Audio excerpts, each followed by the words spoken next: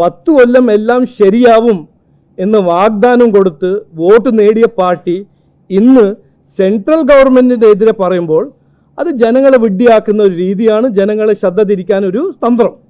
അതാണ് സത്യം. ഒന്ന്. രണ്ടാമത്തത്, ഇതിനെക്കുറിച്ച് ഞാൻ ഡിബേറ്റ് ചെയ്യാൻ തയ്യാറാണ്. ഇവരിങ്ങനെ ഈ സൗണ്ട് ബൈറ്റ് നിങ്ങൾക്ക് കൊടുത്ത് ഓടുന്ന ഒരു രീതി ഉണ്ടല്ലോ.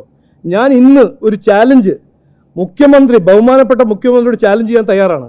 കഴിഞ്ഞ 10 കൊല്ലം സെൻട്രൽ ഗവൺമെൻറ് നരേന്ദ്രമോദിജി കൊടുത്ത എന്താണ് പിന്തുണ, എന്ത് സഹായം തന്നു അന്ന് കൃത്യമായി ഞാൻ വയ്ക്കാൻ തയ്യാറാണ്.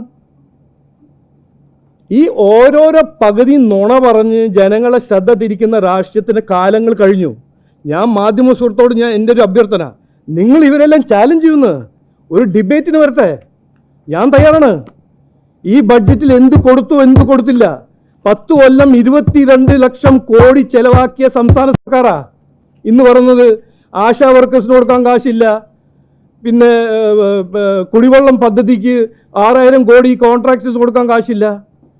ഇതെല്ലാം എന്തിനാണ്? നമ്മൾ ഒരു മെച്വർ നാടല്ലേ, നമ്മളെല്ലാം മനസ്സിലാക്കി പഠിച്ച് മനസ്സിലാക്കുന്ന ഒരു ജനങ്ങളല്ലേ. ഇതെല്ലാം പറയുമ്പോൾ എന്തിനാണ് നിങ്ങൾ പറയുമോ, ഒരു ഡിബേറ്റ് ചെയ്യുമോ?